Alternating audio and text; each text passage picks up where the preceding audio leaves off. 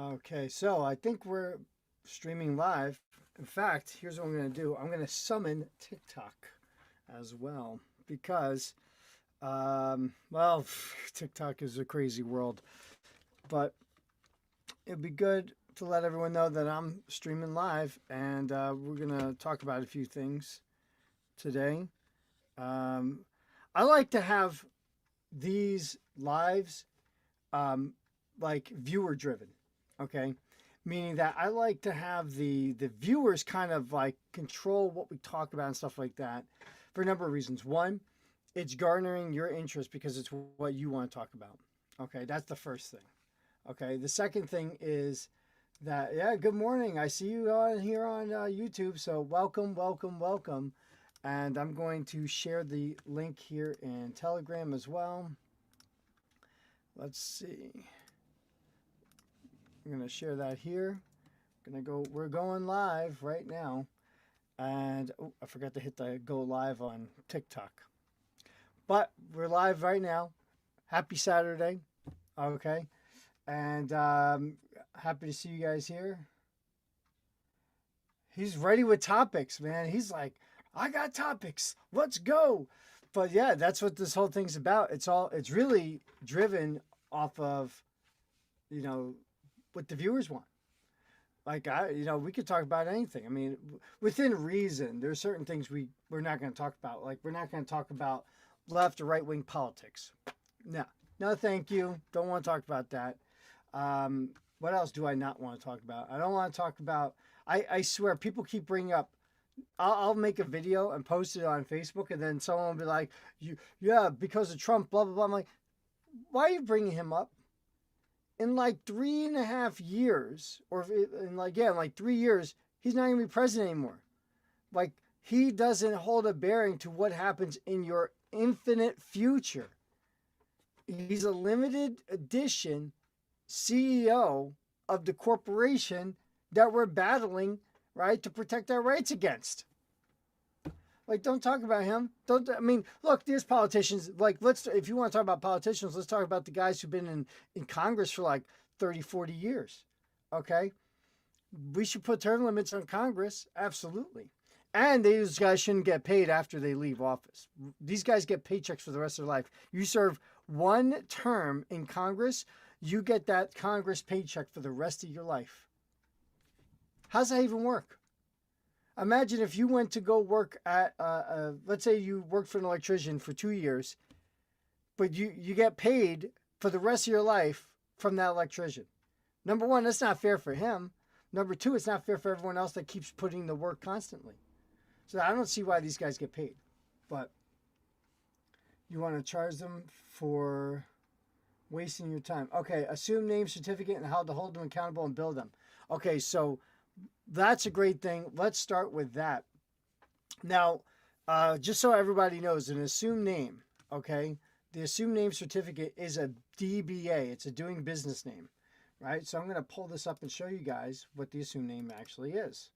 So we're going to go to, I think we're going to use, let's try Black Law's 5th edition. So I think in the 6th edition, it might expound on it a little bit more, but we're going to try the 5th edition first. Let's see. Bring it on. Actually, no. I'm going to do this. I'm going to go here. And I'm going to bring that over and this over. All right.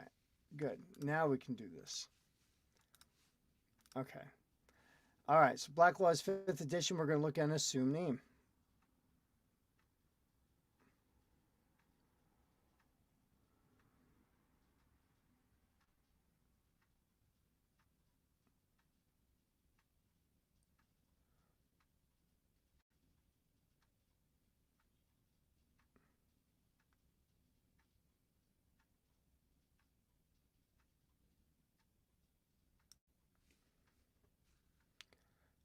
Assumed name. See alias.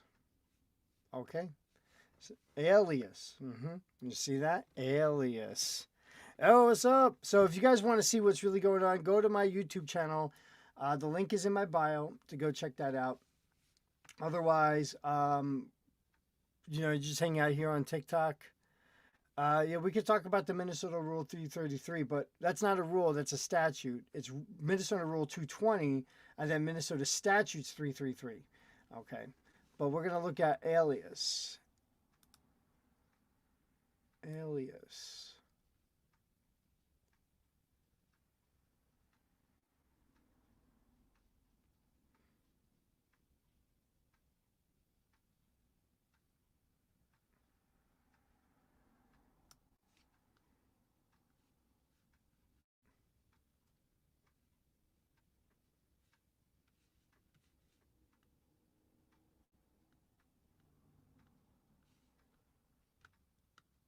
Mm-hmm. I think I went too far. L-E. Alias. Term used to indicate another name by which a person is known. Short for alias dictus, otherwise known as AKA, also known as. When used in connection with the description of a person, it indicates that he has used or been known by another name. Fictitious name. So now we got to look at fictitious name. So alias, fictitious name, assumed name, these are all the same thing, right? So we're going to go to fictitious.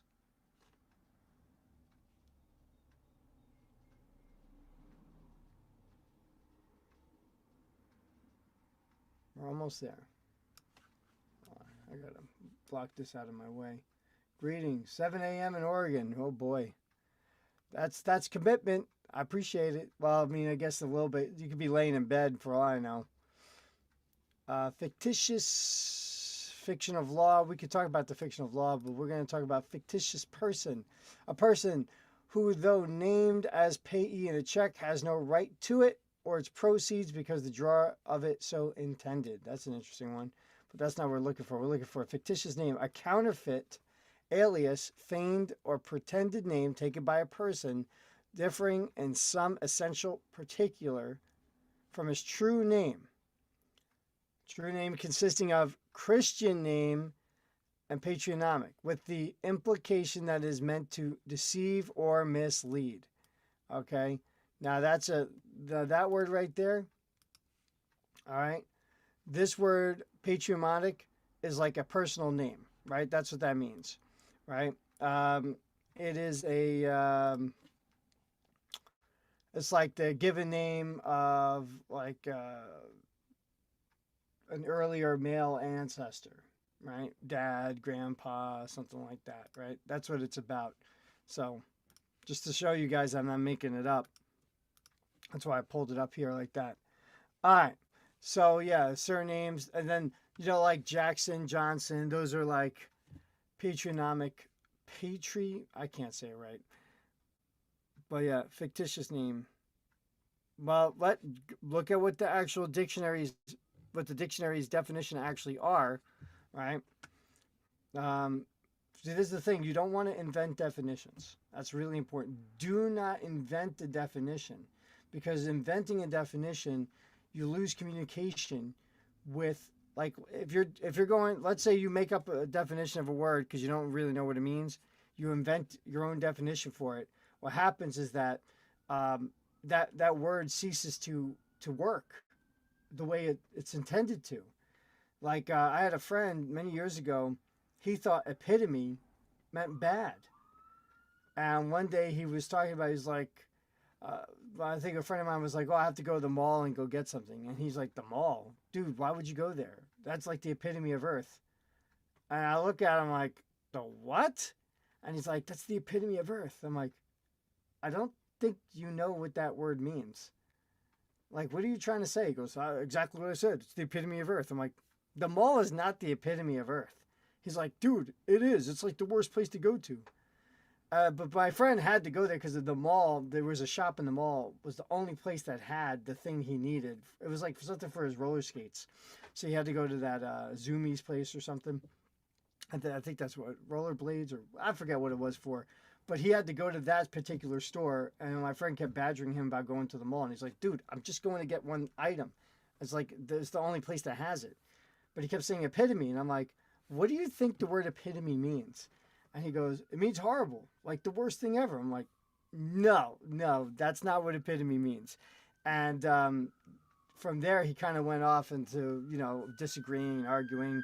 Finally, we had to just go get a dictionary from someone's house and go show him, because this is way back before, you know, the internet or smartphones or anything like that. And, he got really pissed off. It was like, don't invent definitions of words. Just don't do that. Like you may have a concept, and that's fine, but always check and verify what that word actually is, how it's defined. Okay, and the legal dictionaries, I'm telling you, this is what they do, is they use the legal dictionaries, all right, and the legalese to destroy people's concepts of what they're hearing. This is why you see like guys on TikTok and YouTube laughing at people going into court and saying stuff. They go, "Oh, these guys are so stupid. Look what he's saying. I'm not a person." Well, of course he's not a person. What definition of person are they using? See, the general public think that person just means a human being. And while it can mean that, it has many, many other meanings. Okay? And that's the thing, is the juristic person, right, is an artificial entity. That's the fictitious name, right? That's the fake name, the fake being, whatever you want to call it. The ens legis. It has lots and lots of names.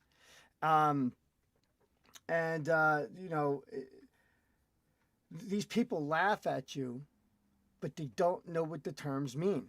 And like next time, and I would say challenge people on this. Next time someone says, "Oh, you're so stupid, you don't even make any sense," take that legal term and go and ask them, what's the definition of that legal term that they're laughing you about using? And they're going to say, "Oh, who cares?" They say, "Well, that's exactly why you would say something stupid like that." See, your stupid comment just proves that you don't even know what you're talking about. You're making fun of me, but you would have even bothered to look up these definitions of these words in a legal connotation. In a legal sense, a person could be a lot of things. Like I was talking to someone who's not in our circles, not in this kind of movement, but they do understand the legal system. So when they brought up, we were talking about person, we were talking about nonprofit, and I said, yeah, that person is blah, blah, blah. And they were, it went right through them. They didn't budge, because they knew what I was talking about. They're not in these circles, but they do understand certain things about nonprofits, corporations, and stuff like that. And we were having some other kind of discussion. And I was like, yeah, that person is not a taxpayer, or something like that. But your certificate and fee schedule could end the court case depending on what it is, right? So the way this works with this is if you have ownership over the name, okay, what happens is this. That is your DBA. It's your doing business name, right? So you're doing business as that name. And yeah, no, that's fine. I'm not saying you were wrong at all. I don't think you're wrong. I'm just saying make sure that you know, because I like to source everything. So that way people know I'm not just making shit up. So I always source everything, every single time. Now, well, that's weird. Okay, let's do this. He's got his thing on, so we're gonna swap that out. We see you traveling on the road there, bud. But so the way this works is that once you have the assumed name certificate and you put a fee schedule on file with that assumed name, now you're showing that you're running a business. That name is now used for business purposes. That name now has charges in connection to its services. If you put them on, if it's already recorded and you put them on notice about your assumed name and your fee schedule, you can send them a bill. Now, the court has the option to pay the bill to bring the charges forward if they want to. If they don't want to pay the bill, they technically would have to drop the charges. Now, that's under certain circumstances.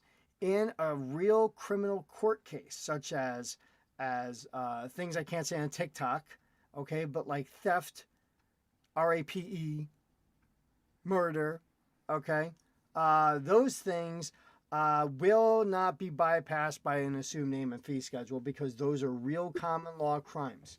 But we're talking about stupid petty crap like the guy who just went to jail in Oregon for using rainwater to farm his own private farm, right? Like that guy could have been like, hey, that name is used for commercial purposes. If you would like to contract with me, it's going to cost you $10,000 per fine, and it's going to cost you $50,000 per court appearance. How would you like to pay? Would you like to use cash, credit, or a check? All right. Um, so, and that's that. That's really how that works. Um, Yusuf said we have the right to travel, but restrictions, regulations, we have to be regulated. Yeah, okay. So I'll bring that up a little bit. You're regulated because you've you've told them that you're a 14th Amendment citizen. You've told them that you are a resident. And because of that, they can regulate you. Now, if you rebut those presumptions, okay, they're going to give you a hard time because those presumptions are still, they operate off of presumptions. Look at what we were just at in that same section in Black Law's fifth edition. Look at what it says in here, right under the fictitious name: presumptions distinguished. Fictions are to be distinguished from presumptions of law. By the former, presumptions of law, something known to be false or unreal is assumed as true. See, we know you're not a U.S. citizen, right? You've updated your status. If you corrected that, right? If you did the passport, you're not a U.S. citizen. You've rebutted that presumption. But they're going to assert publicly that you are. They don't want people to know this. This slits their throats every single time. This is dangerous to them. Right. And then thank you. Freedom's got it right. So over here he said minimum contacts and police power give them their authority. But their authority only comes from consent. The consent only. Okay?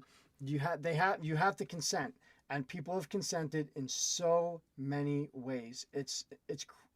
Like the way they get you to consent, it goes under your level of awareness because they make you do it through all these. I mean, not I'm not saying you guys, but the general uh, American populace don't realize that all these things that they do with the government is giving consent. And if you read your state constitution, it says that the consent of the people are the sovereigns. The people give their authority over to the government, and for limited use, of course, but they take it all, right? Because they're greedy. It's like that. That meme with the fat guy that's drinking the thing of water and there's like the little drops. That's like the government with your rights. They're just swallowing it up. Like, we take all your rights and you get little drops, right? You can do an affidavit of no consent. You can just say, I don't consent. We got tons of court cases. Chisholm versus Georgia, which, by the way, the 11th Amendment kind of flipped around, but the Chisholm versus Georgia case never been repealed itself. So everything in that court case is still valid, right? Um, well, yeah, it is what it is, man. I'm not gonna bash anybody or anything like that. I know some guys like to talk trash. I think everyone wants to help in their own way, and there's nothing wrong with that. Um, but Hambone said, I don't care what Hambone said. That guy used to work for the state legislature, so he's part of the treasonous trio over there called the checks and balances. So he's part of that whole thing, if you ask me. Even though he says he's an Uber driver now, or DoorDash or something like that. That's what he told me. By the latter, an inference is set up, which may be and probably is true, but at which at any rate the law will not permit to be controverted.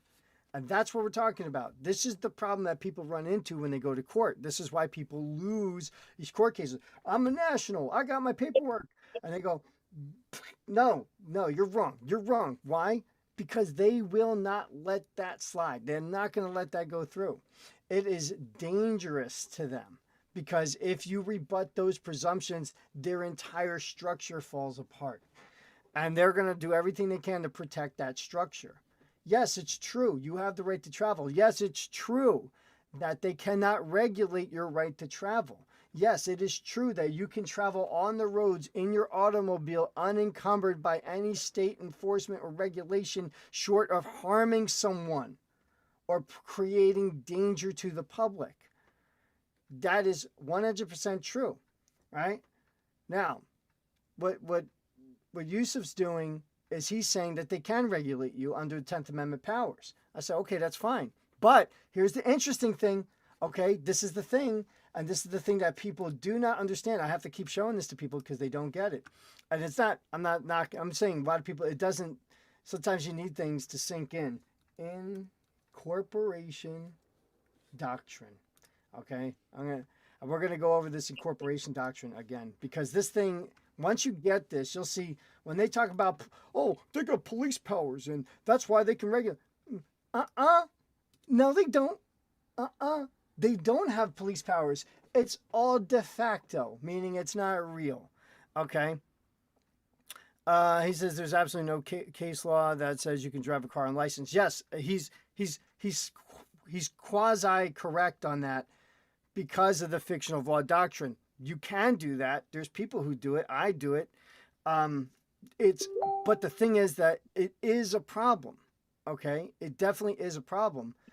But the incorporation doctrine, well, the people who win this stuff in court, they seal those cases, they bury them. A lot of those municipal court cases you can't pull up online anyway, right? You can only see like tickets and stuff like that, but you can't see the paperwork that's put into those cases because those are private bar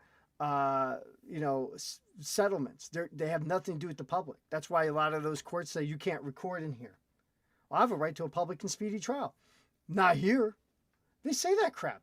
But this is why they don't actually have police powers. Because they use the 10th Amendment to say we have police powers. But the 10th Amendment includes the people, not just the state, the people. Right? And we'll look at the 10th Amendment. But look, it says the incorporation doctrine is a constitutional doctrine through which parts of the first 10 amendments of the United States Constitution, known as the Bill of Rights, are made applicable to the states. Do you hear that? Applicable to the states. Right? I hope everyone hears that. That means the Bill of Rights are made applicable to the states through the Due Process Clause of the 14th Amendment. This is how U.S. citizens get their rights, through due process of the 14th Amendment. That's why these rights are called privileges and benefits and civil rights, because they're granted to you from government. Okay? Now, if this thing has a nice little thing here. What was never incorporated? And it says here, as a note, the 9th Amendment and the 10th Amendment have not been incorporated. Whoa. What? What does that mean? That means that when the state says we use the 10th Amendment and that's where our police powers come from, I said, but you're under the 14th Amendment, right? Yeah. All right. So you're a 14th Amendment citizen. You don't have state powers. You don't have those rights. You can't actually do those things. All right. So as a note, the 9th and 10th Amendment have not been incorporated, and it is unlikely that they ever will be. The 10th Amendment, the text of the 10th Amendment directly interacts with state law, and the Supreme Court rarely relies upon the 9th Amendment when deciding cases. And I did this on a video about the 9th Amendment, showing some court cases that did cite the 9th Amendment. But the 9th Amendment's powerful. And if you're a state citizen, you have your 9th Amendment, right? But let's look at this 10th Amendment. The power is not delegated to the United States by the Constitution. So they're telling you it's corporation right there, right? Nor prohibited by it to the states, are reserved to the states respectively, or to the people. So whenever someone goes, oh, they have police powers on the 10th Amendment, go, what about me? No. What's this or to the people part? Would they just ignore that? They just ignore that. But it doesn't even matter because it's not incorporated under the 14th Amendment, so it doesn't even apply to the states anyway. They can go fuck themselves, right? Especially if your state's constitution post-dates the 14th Amendment, because that means the state was newly established. It's a newly established state, like New Jersey. Its last constitution was written in 1947. So what does that tell you? 1947, they recreated the new corporation called State of New Jersey and incorporated under the 14th Amendment, was passed by Congress. So what does that mean? They don't have 10th Amendment rights. They don't have it. So where are their police powers now? We don't have police powers. This is the fraud, but that's called fictional law. See, this is the presumption is that they do have it. Look at this. Presumptions distinguished, right? Fictions of law, that's by the former. Something known to be false or unreal is assumed as true. You have to be regulated in a motor vehicle. Yeah, you're right. They're right. If you're in a motor vehicle, you have to be regulated.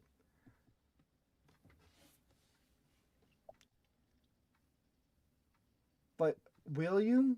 And we could go over some court cases about it. I have some. I have a few. All right. By the latter, an inference is set up which may be and probably is true.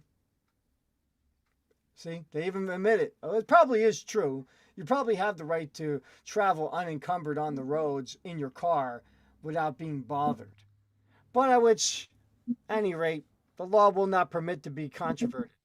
You're not allowed to make controversy out of that issue. That's why they go fucking gaga crazy over that. You go into a courtroom and go, Your Honor, I have the right to travel. He goes, this sovereign citizen nonsense.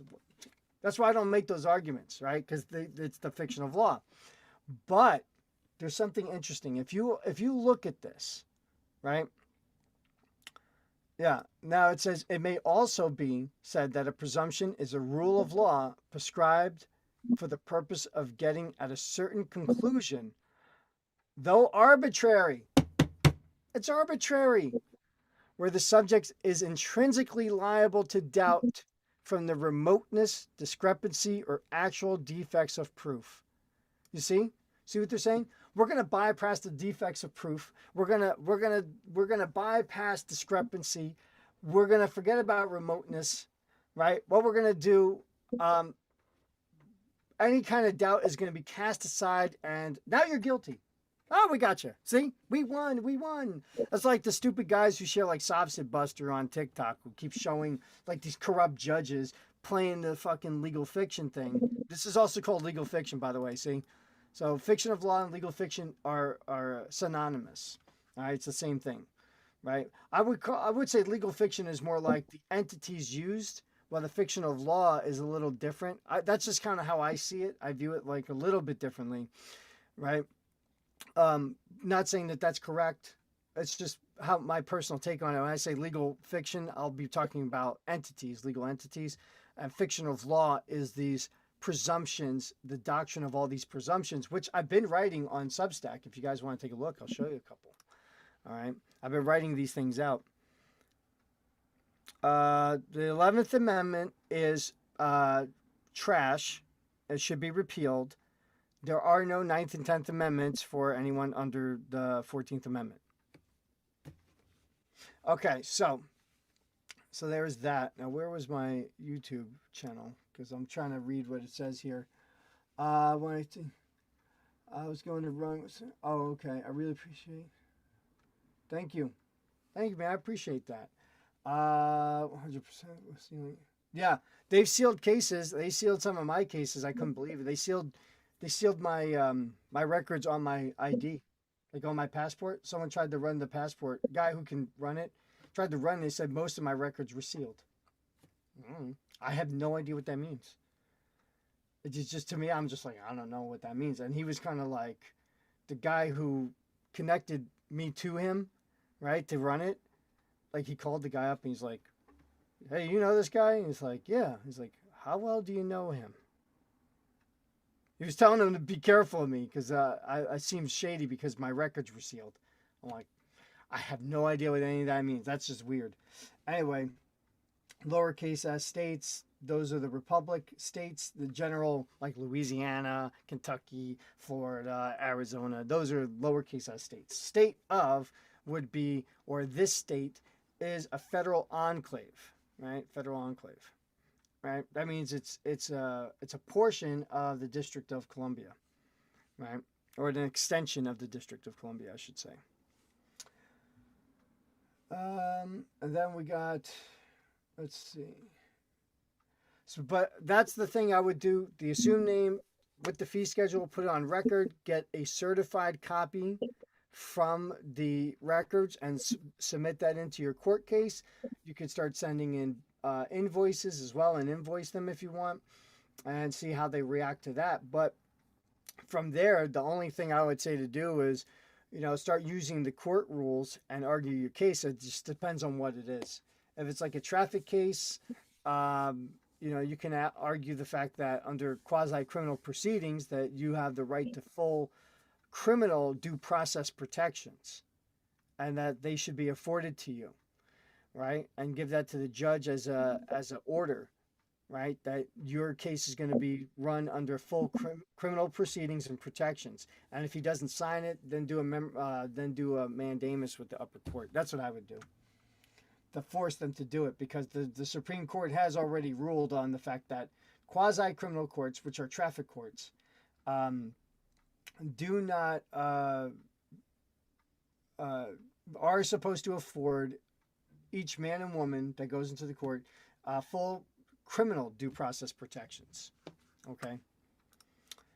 But now here's something I wanted to show you guys about the fiction of law. So there's a really interesting concept here. So fiction of law is used to draw certain conclusions, arbitrary conclusions, right? This is why, like, I created a term for traffic courts. I call them plea funnels, right? Like online, you go and you click on an ad and then it kind of keeps upselling you, right?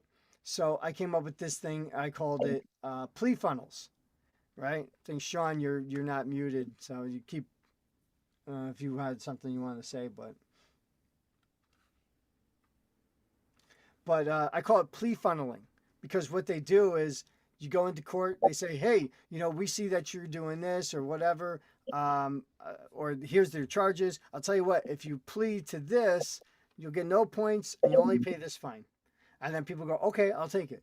Okay, I'll take it. Okay, they just funnel everyone through a plea. And then they're creating bonds on the back end, because why? You just gave power of attorney over to the prosecutor. Why'd you do that? I mean, most people don't even know. Nobody knows that, right? And what they can do, now they can do all kinds of stuff with your name, right? So it's really important. Here, I'm just going to mute you. Unless you have something you want to say, because the sound keeps coming in and out.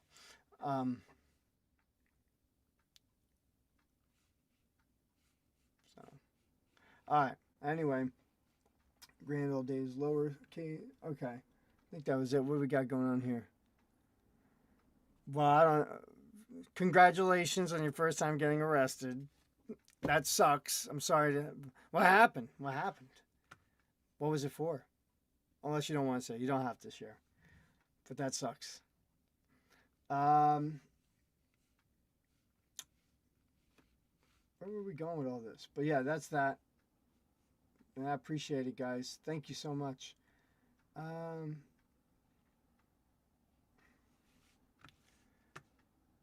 Guys who's watching, I'll tell you what, I'll share something with you. This is something I'm doing on the side.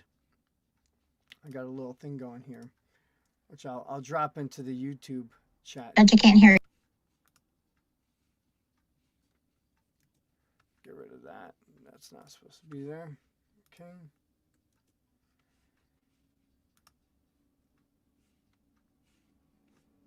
All right. Now, impeding an accident, resisting without violence. How's that even exist? That doesn't even make any sense. Howdy. I have a cowboy hat, actually. I should wear it next time to do that. I don't wear, I'm not wearing it now because it's not the proper time of year. It's like 9 degrees over here. And that's why I'm wearing my hat, this hat, instead of my other one. Morning. Good morning. So I shared a link there. You guys can check that out on YouTube. All right. And if you want to, because there's stuff in there.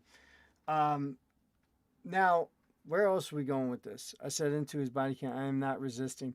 Oh, okay. So it's just bogus charges is what it is. All right. They do that. Like, look, they got me with a pocket knife, charged me. They gave me 5 felony charges for, well, it was 3 pocket knives, but which is whatever. It doesn't matter. I could have like freaking bazookas on me. You shouldn't be getting arrested for carrying around bazookas. All right. Personal opinion. I know all those like little softies out there are going to be like, oh, bazookas. Come on, man. if the military has it, we should have it. That's simple. They should not have a power over the people, right? I put in a motion to vacate judgment. Clerk held dual office at the time. Any other paperwork I should put in the case to get post conviction relief? You know, how come you're on there? How come you're not in the Zoom meeting? Right? That's weird. So, I mean, it just depends on what the situation was. If you were found guilty on whatever it was, or if it was civil or criminal, I don't know.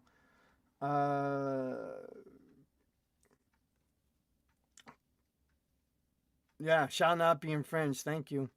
Yeah. So, if the military has it, we should have it. No question about it. Should we have permits? No, there should be no permits, right? Should we have registration? Most states actually don't have registration. Funny enough, so you don't have to have. I know I'll see this. They'll do this like on like the news. They'll be like, "Oh, guy caught with a gun. Oh, he had an assault rifle, unregistered." I'm like, they don't need to be registered. Where does it say they like even the state law? Like I'll go look it up and see like what state it was in. And I'm like, and then go see if there's a mandatory registration requirement even in their statutes, which we know is all bullshit. I was like, there's no statute that even says it needs to be registered. So what? See, that's just the news trying to scare people more. Unregistered, right? Like you see all the people on TikTok get all wound up when you say unregistered car. Oh, my car's not registered. Oh my God. Oh, like, yeah. Are you going to get fucking injured because my car doesn't have up-to-date paperwork? Right? We're not even talking about insurance. We're talking about registration. And the cops go crazy about the registration. Oh, your car's not registered. Why the fuck do I have to pay you guys every year for the same car? What the hell are you guys giving me a return? All right? Hey, how's it going?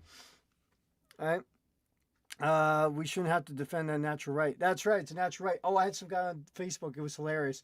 He goes, a car is a man-made thing, so you don't have a right to man-made things. And I said, you better check your Second Amendment, bro.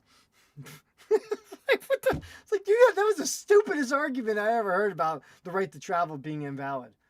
Like, come on, you didn't even think about that. Even that case says it's not inherently dangerous to have a license tags. Which case is he talking about? I don't know which case he's talking about. I can show you some court cases though. Okay. Let's go to some. Let's do one.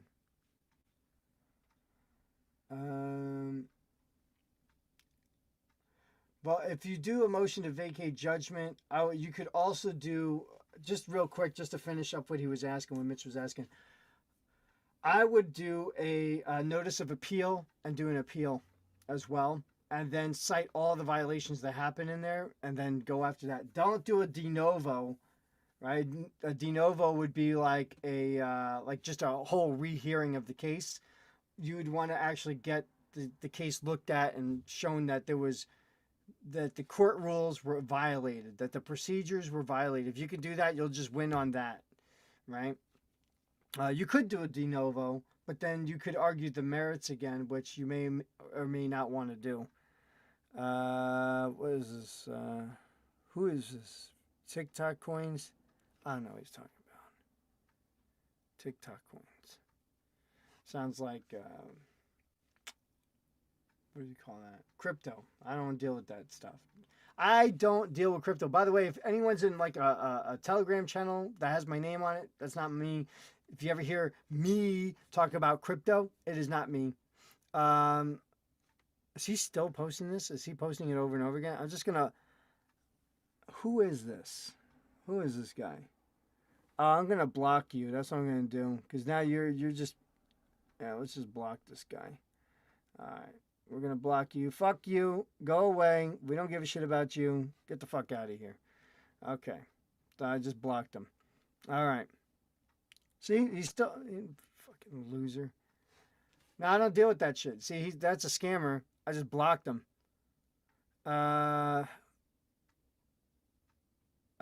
If you go to my... So schedule one-on-one, I have a link tree. And if you go to my link tree, you'll see book a one-on-one. It's a Calendly app.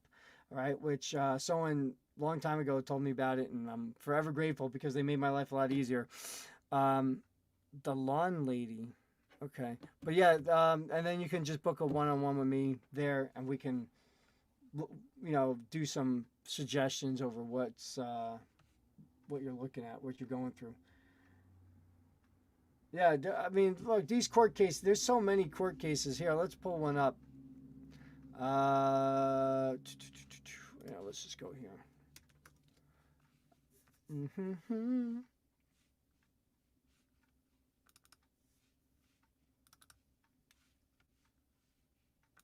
We're going to pull up, you know what we're going to do? First, we're going to pull up the Hendrick versus Maryland case because this is the case that all these lawyers and, detractors say you can't use.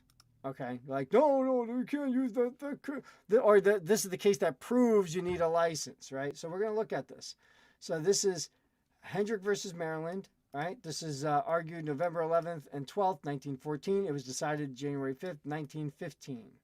Okay, and here's what I'm gonna do. I want to keep my comments open so I can see them on YouTube. All right, I don't like ignoring you guys. All right, so it says in error to the Circuit Court of Prince George's County, State of Maryland, to review a conviction for violating the state motor vehicle law. Affirmed. The facts are stated in the opinion. Commerce. In the absence of federal legislation, the state can prescribe uniform regulations reasonably necessary as to the operation on their highways of automobiles moving in interstate commerce. I mean, it's right there. It's like it's one of the first head notes of this court case.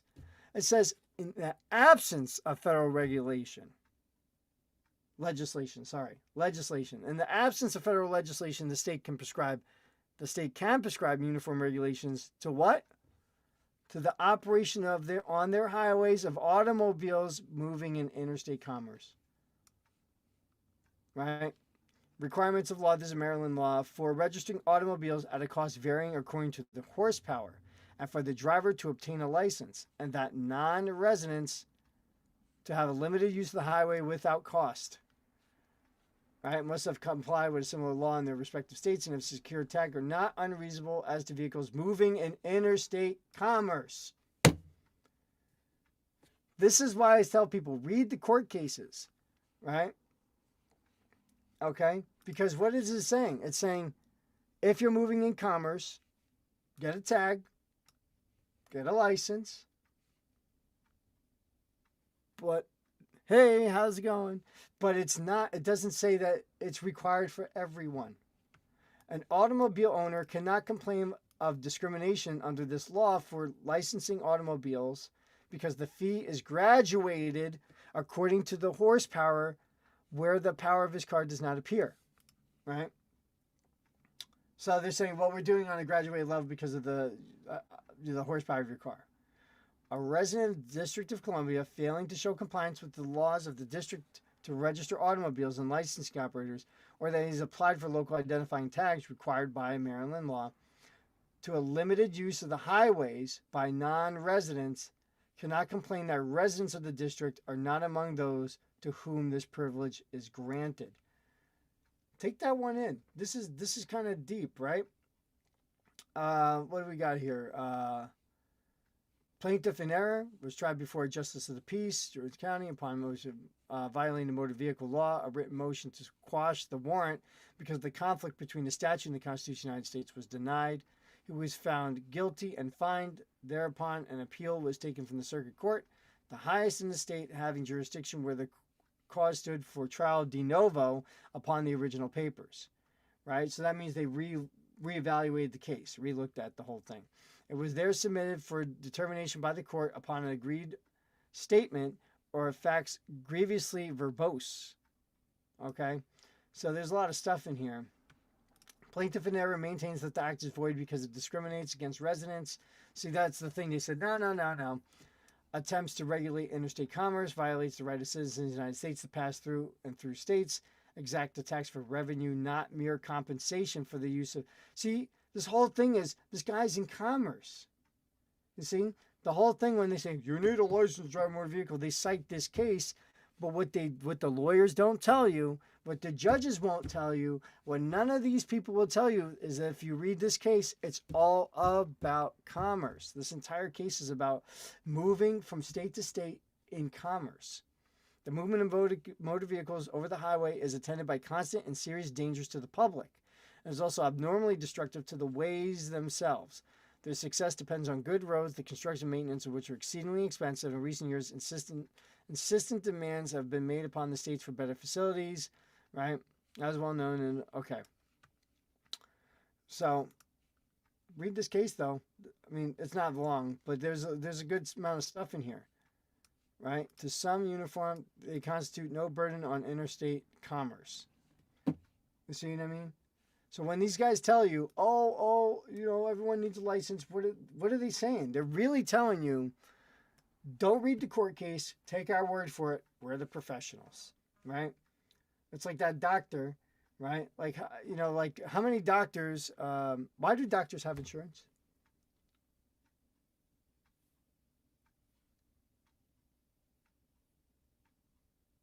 Because they screw up and they could kill somebody. And the insurance is to protect themselves. Yeah, from malpractice. Lawyers don't malpractice. I think they do all the time. I mean, lawyers, liars, that's what, that's their thing. Let's see. Let's look at something else here. We got, what's this one? No, this is about constitutional stuff. All right, never mind that one. Let's go, we're looking for 7A. Let's go 7A.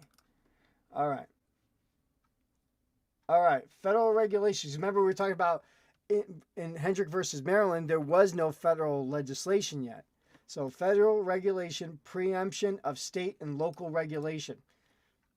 Big deal. This is 7 American Jurisprudence, Section 18. The Motor Vehicle Safety Act does not generally preempt the field of regulation of motor vehicle safety, but it does preempt state standards relating to the same subject that are either more or less stringent than the federal standards. Only state statutes that conflict with federal safety standards are preempted. Thus, preemption should only occur where compliance with both the federal and local regulations is impossible. Moreover, while a state may be preempted from establishing its own standards, it is not preempted from enforcing the federal standards. Thus, federal safety standards on motorcycle helmets do not preempt state laws requiring motorcycle riders to wear helmets. But the state cannot prescribe helmets that differ from those in federal regulations. State laws requiring proof of compliance with federal standards before automobiles, not originally designed for the United States market, may be licensed and registered, are also not preempted by the federal regulations. All right? So, it's telling you right there that if there's a conflict, federal beats state. Where's the conflict? The conflict is going to be here. I'm going to show you. The conflict is right here. 49 CFR 390.3T. This is the conflict. All right. Code of Federal Regulations, Title 49, which is the transportation title. Right? And we look here, general applicability. The rules in this subchapter are applicable to all employers of commercial motor vehicles that transport property or passengers in interstate commerce. Oh, okay, cool. Now, if we go down to here, there's exceptions. Unless otherwise specifically provided, the rules in this subchapter do not apply to school bus operations, transportation by federal government, state, or any political subdivision of a state, the occasional transportation of personal property by individuals, not for compensation, nor in the furtherance of a commercial enterprise. So, if you are occasionally moving your body and your property around, not for compensation, not in the furtherance of a commercial enterprise, then you have an exception to their rule. And if there's a state code that conflicts with this, the state code doesn't matter. There's a conflict. Bing. Right there. Okay? So, right there, It's telling you if there's a conflict, federal beats state. Right? Why? Because the 14th Amendment took over the states. The states are under military occupation.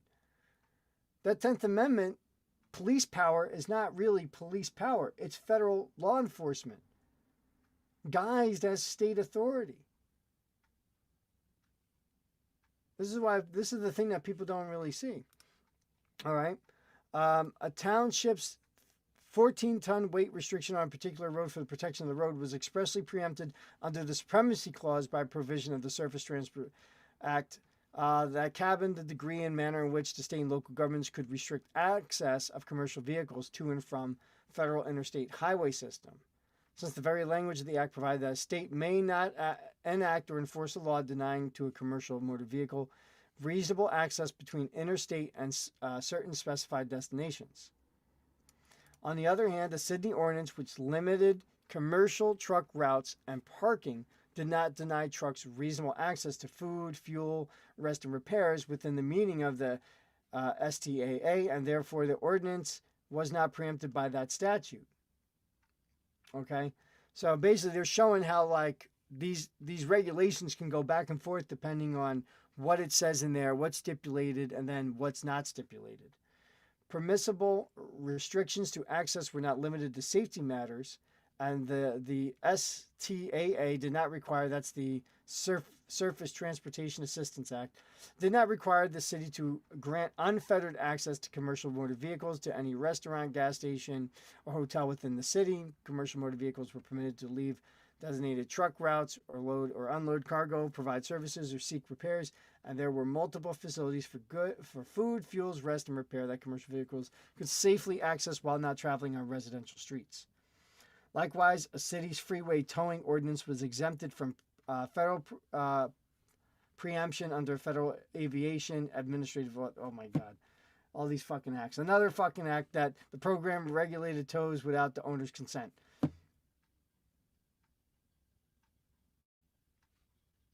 Wow. They just take the damn car. Right? What crap. Someone's gotta we gotta have a lawsuit on that one day. Oh boy. There he is.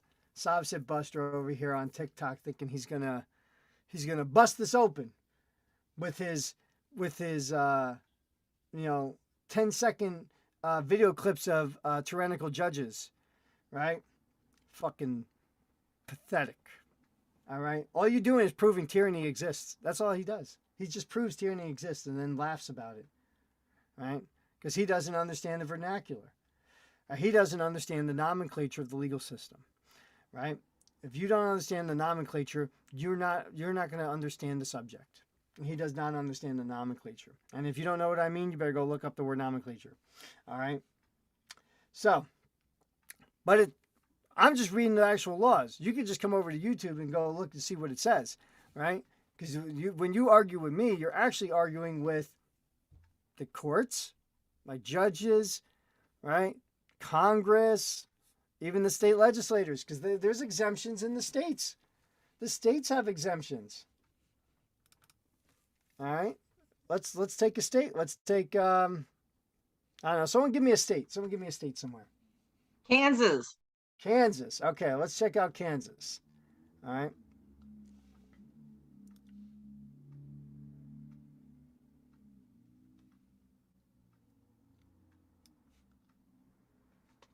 Mm-hmm. I don't know if it's going to dispatch today, but I mailed you a package. Well, thank you.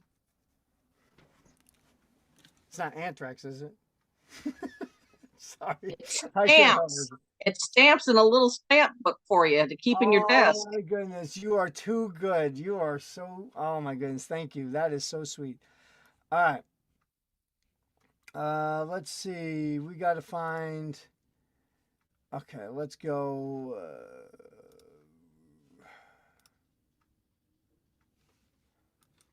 Okay. Okay, legislators, committees, let's see, bills, reports, Kansas Constitution. What? Revisor of statutes. Where's the let's go. Kansas statutes. Kansas statutes. Jeez, man, they were hiding their stuff. Okay, there it is. They sure do, and I have the most difficult time to find out if it's truly been enacted or not. Yeah. Well, it might not be. That's the thing. Yeah, exactly. Thank you, Warrior Monk Ministry. Nailed it. Right? Sovset Buster is a great example of treasonous enemy of the people. Right? No, Sovset Buster, who will he doesn't want to show his face or his name or his voice on any kind of social media because he's hiding who he is, and all he proves is that tyranny exists. That's all you're proving. Because I've seen some of those clips. People send them to me all the time. I don't bother with them because it's just judges like stomping on people's rights. People have the right to be heard, and they're shutting them up and stuff like that, right? That's because you're a pussy. That's why. Okay, plain and simple. That's why you won't do it, because you're a coward. All right, that's why he won't do it. He's just a coward. That's all. He's on there. He just answered. Yeah, I know. That's why I called him a coward. He is. He's a coward. Everyone knows my name. They know my face, and they know my voice. What the hell? And I'm the one that's putting myself out there, and he's over here just showing little stupid clips of judges being fucking little shits. And yeah, but no, he can't dox himself. Right?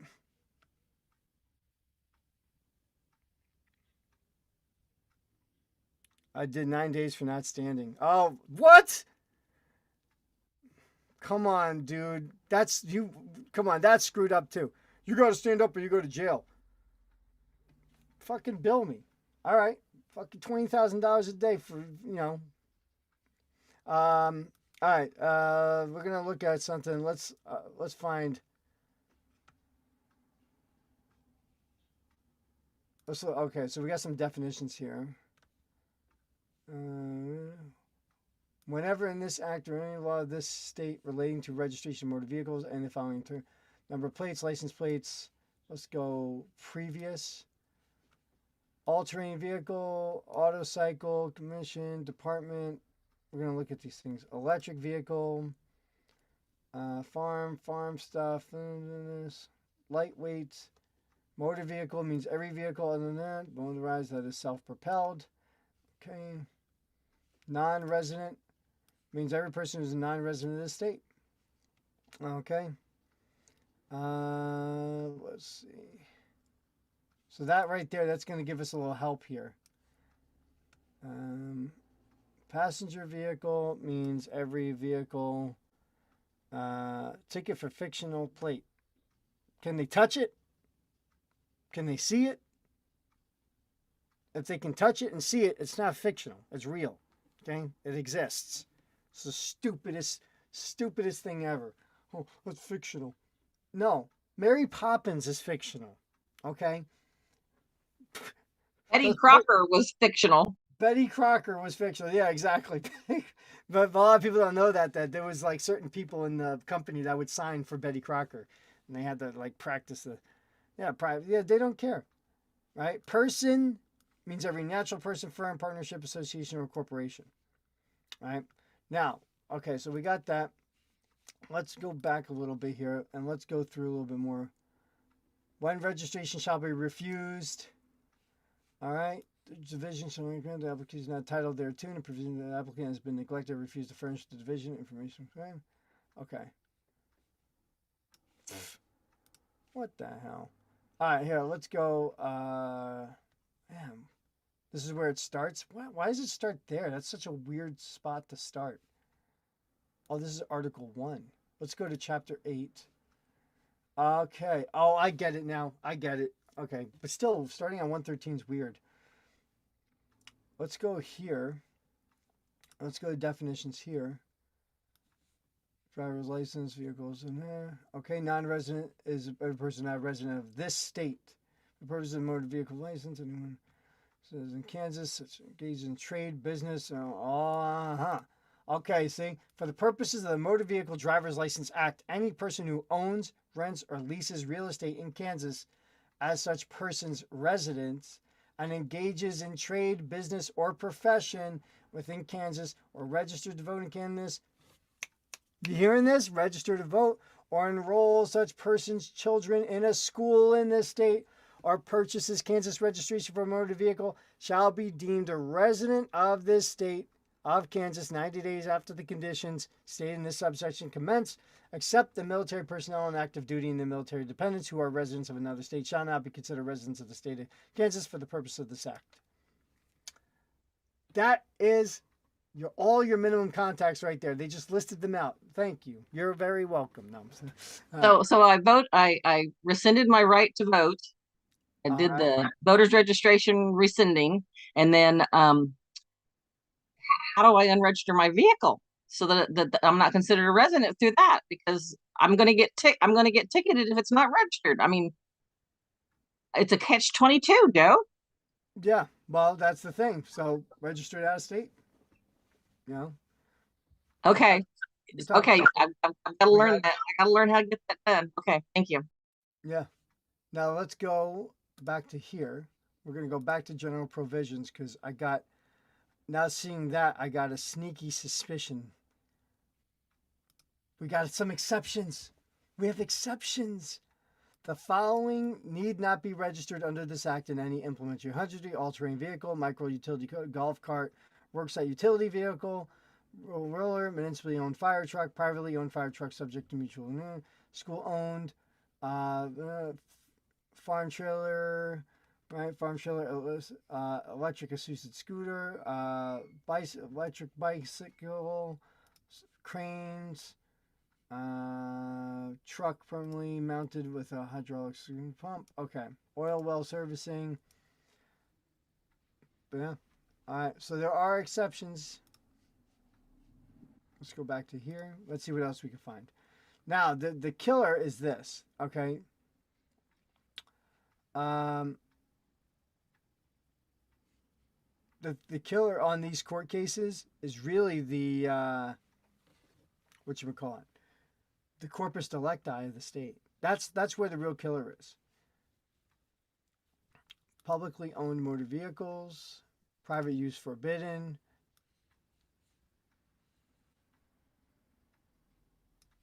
What does that say? You can't own a private car in Kansas. You don't have a right to property in Kansas. Look at what it says. No person or employee of the state, county, government shall operate or drive a car, be operated or driven any state, county, or other publicly owned automobile, public auto, bus, motor bus, or for private use or for private or for pleasure. Wow, they put it right out there. Yep. That's kind of nasty. Someone got 2 tickets. All right. Easy, easy, easy. Get rid of the tickets. Okay. Real simple. You go get registered mail slip. Right? Take your thing. Well, I'll just tell you what I do. Okay, I'll tell you what I do. I'm not going to tell you what to do, but this is what I do. I go get a registered mail sticker. I go get an envelope. I put the tickets in the envelope, and then this is what I write. I write that one blank. Refusal for cause without dishonor. There you go. Refusal for cause without dishonor. I don't know why I'm blanking out on that. Anyway, but I write on there UCC 3-501, and I'm going to show you what that is. This is what I do, and this works for me. I don't know. I can't promise it for anyone else. All right. Now, if you're doing this, you're doing this. I'm not telling you to do this. All right. But I write on the envelope. I write from bottom left to top right. I write refusal for cause without dishonor. That falls under UCC 3-501 presentment. Right. And it says right here without dishonoring the instrument. So refusal for cause without dishonor. Without dishonoring the instrument, the party to whom presentment is made may return the instrument for lack of necessary endorsement, refuse payment or acceptance for failure of the presentment to comply with the terms of the instrument, an agreement of the parties, or other applicable law or rule. Right? So you can dishonor without dishonoring the instrument. you can return it. So you don't dishonor it because why? You need to have one of these reasons. If there's a lack of an endorsement, a refuse to payment or acceptance for failure to comply with the terms of the instrument, an agreement of the parties, or if there's another applicable law. And here's the applicable law that I use. I'll show you right here. I go to sales and we'll go to additional terms and acceptance, right? A lot of reading, right? Then so I go to UCC 2-207, okay? And then we look at the additional terms are to be construed as proposals for addition to the contract between merchants. Such terms become part of the contract unless they offer expressly limits acceptance to the terms of the offer, they materially alter it, or notification of objection to them.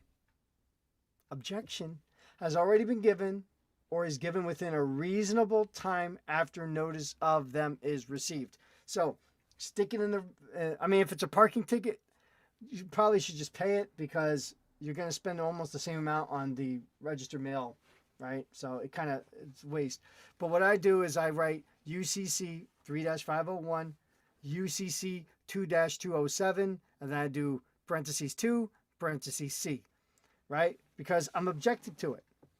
And I'm going to do it within a reasonable time. As soon as I get the ticket, I put it in there, mail it out, right? I waste no time. It is in there. I thought it was in there.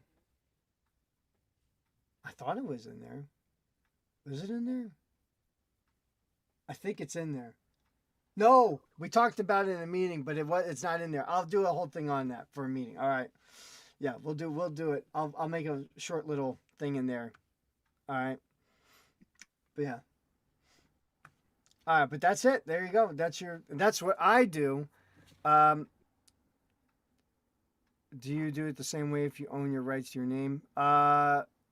Yeah, send a bill along with it saying the use of that name is trademark. If you have the trademark, if you have the copyright, it doesn't fly. Only the trademark works in those scenarios. So if you have the trademark, send them a bill for the use of the name and say refusal for cause without dishonor. Yeah, that's exactly, you got it. Michelangelo. Either the artist or the nunchuck guy. Which one? Yeah. What do you know about private irrevocable spendthrift trust? What I know is that it won't separate the fiction from the living, but what it does do is it protects the beneficiary and the trust from lawsuits.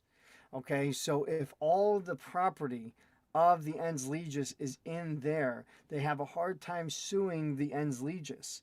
Okay, so they can become very useful if you know how to use them correctly.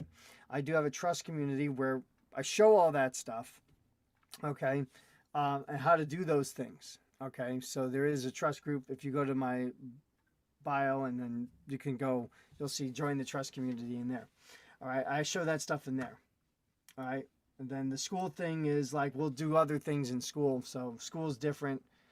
The trust community is one thing, and then the school is a different thing. But I gotta move all this around because I can't see the comments. Let's see. All right, we got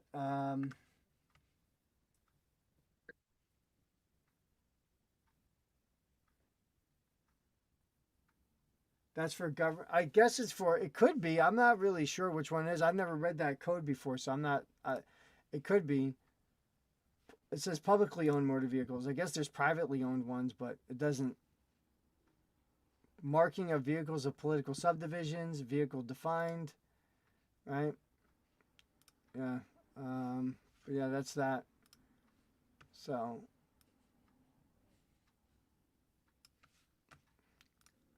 It could be. Let's see.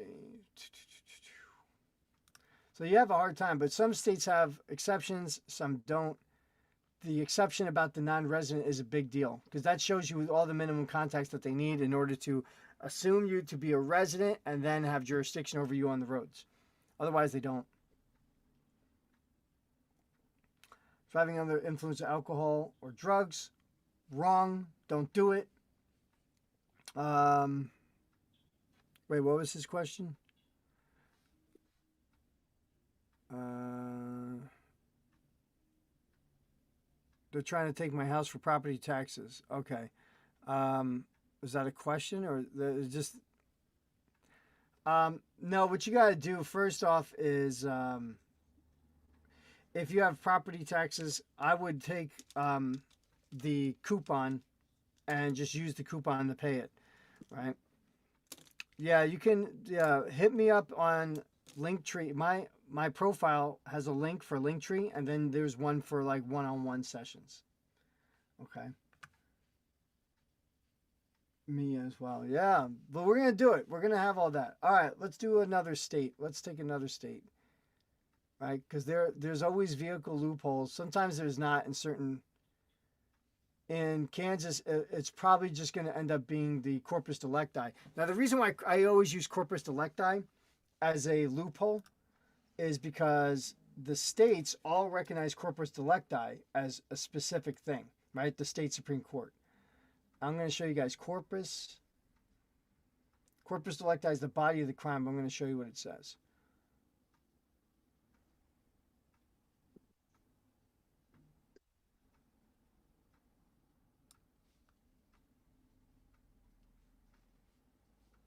Come on. I'm so close.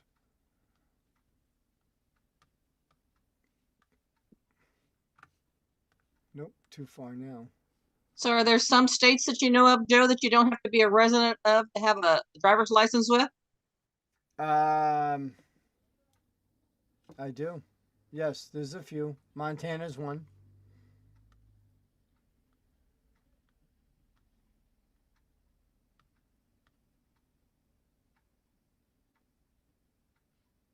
Why am I not finding this now?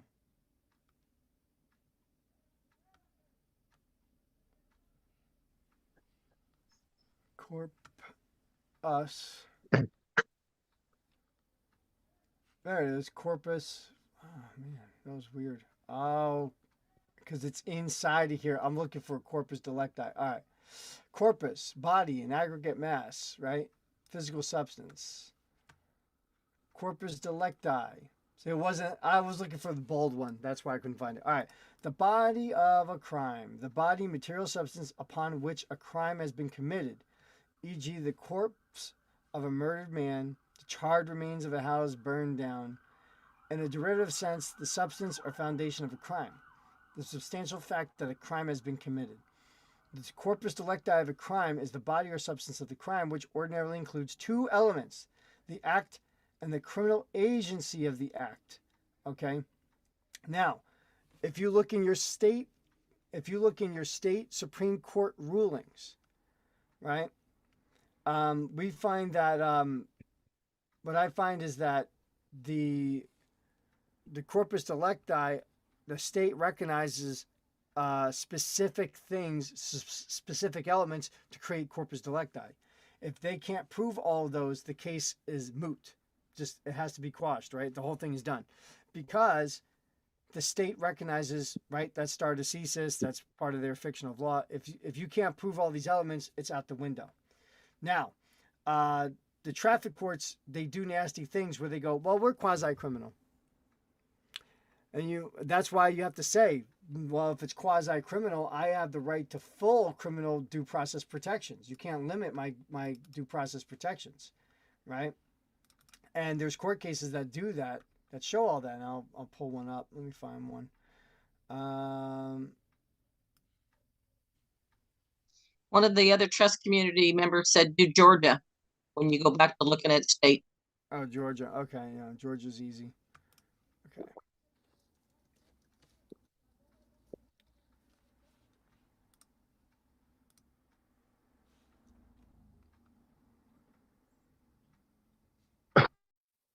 Okay, but let me show you a court case here.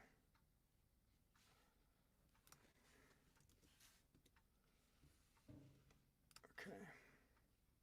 So, Skippy 5 says, didn't the Supreme Court rule that automobile is household goods and effects? that was the New Hampshire Supreme Court. Not the U.S. Supreme Court. All Good to right. know. Bloomfield versus Illinois, 1968. All right. Petitioner was convicted in Illinois of criminal contempt and sentenced to 24 months imprisonment for willfully petitioning to admit to probate a will falsely prepared and executed after the punitive testator's death. Don't fake wills, people. His request for a jury trial was refused by the court. Now, here's the thing. Criminal contempt is a crime in every essential respect. Serious criminal contempts are so nearly like other serious crimes that they are subject to the Constitution's jury trial provisions, and only petty contempts may be tried without honoring demands for trial by jury. The progression of legislative and judicial restrictions on the unfettered power to try contempts summarily reflects this identity and underlines the need to extend traditional protections to trials for serious contempts. So next time the judge holds you in contempt, says, I'm going to hold you in contempt, you ask him if that's civil or criminal. Just ask him that. Is that civil or criminal contempt? And what's he going to say? Oh, that's criminal contempt. All right, well, all right. I'd like to have a trial by jury. No, you don't get that. All right, well, then I guess there's no contempt. All right? Excellent knowledge there. Thank you. Yeah. This one had to do with the Sixth Amendment. Let me see if I can find the Sixth Amendment. All right, the Sixth Amendment states that in all criminal prosecutions, the accused shall enjoy a right and speedy and public trial by impartial jury. The Fifth and 14th Amendments forbid both the federal and states from depriving any person of life, liberty, property without due process of law. Right? Okay. These cases construe the Due Process Clause, otherwise inclusive language of Article 3 and the Sixth Amendment as permitting summary trials in contempt cases because, at common law, contempt was tried without a jury, and because the power of the courts to punish for contempt without intervention of any other agency was considered essential to the proper and effective functioning of the courts and the administration of justice. Right?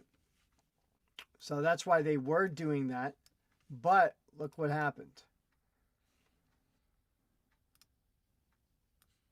Yeah. Well, a powerful reason for reaching a conclusion. Okay. I join the judges in the opinion because I agree the Due Process Clause 14th Amendment requires states accord the right to jury trial and prosecutions for offenses that are not petty. A powerful reasoning for reaching this conclusion is that the Sixth Amendment to the Constitution guarantees the right to jury trial and federal prosecution for such offenses. It is, of course, logical and reasonable that, in seeking from time to time the consent of due process of law, we should look to and be guided by the great Bill of Rights in our Constitution. Wow. Mr. Justice Fortas said that. Right?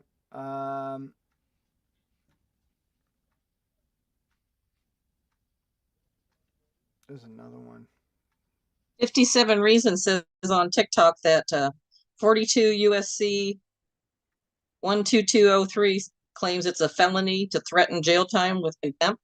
That's right. But if you bring that up in the state, they're going to tell you that doesn't apply here. This is the state. So look up. So that's great. We'll look it up real quick too. 42 U.S. Code 12203. Yeah, look, I already looked at it before, so I was already clicked. All right, prohibition against retaliation, coercion. No person shall discriminate against any person because the individual is opposing practice. Okay, all right, interference, remedies, procedures.